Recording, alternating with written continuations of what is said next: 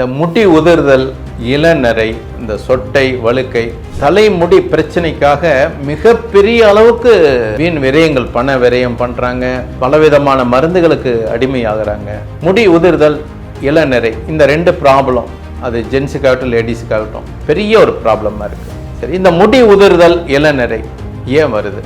இவங்க என்ன பண்ணுவாங்க, விளம்பரங்களை பார்த்துட்டு ஆயில்களை மாறி மாறி போடுவாங்க, ஷாம்புகளை மாறி போடுவாங்க. ஒரு கட்டத்தில் எதுவுமே பலன் இல்லைன்னு சொல்லிட்டு விரக்தியில் விட்டுருவாங்க. முடி உதிர்தல் 3 காரணங்களால் வருதுங்க.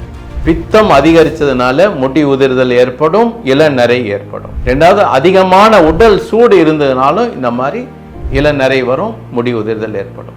3வது, நம்மளுடைய சாப்பாடினுடைய பழக்க வழக்கங்கள், இதனால கூட இந்த பாதிப்பு ஏற்படலாம்.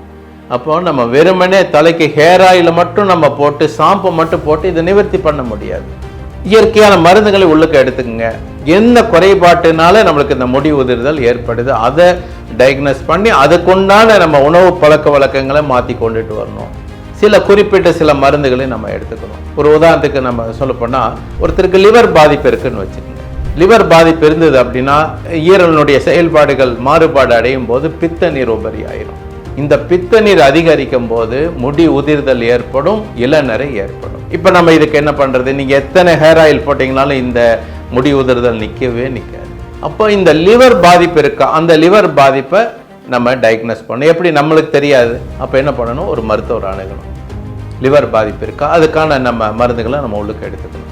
உதாரணத்துக்கு நம்ம ஒன்றுமே தெரியல, அதாவது லிவர் பாதிப்புனா நம்மளுடைய இது என்னென்னா, முதல்ல அஜீரண கோளாறுகள் ஏற்படும், நெஞ்சு எரிச்சல், நெஞ்சு கரிப்பு ஏற்படும். உங்களுக்கு தெரியும், சில இதெல்லாம் அந்த பித்தம் வாந்தி வர்ற மாதிரி இருக்கும், வாய் கசப்புகள் ஏற்படும். இப்படியெல்லாம் இருந்ததுன்னா பித்த நீர் அதிகரிச்சிருக்கு, லிவர் பாதிப்பு இருக்குன்னு தெரிஞ்சுக்கணும். இதுக்கு இங்கே எதுவுமே வேண்டாங்க.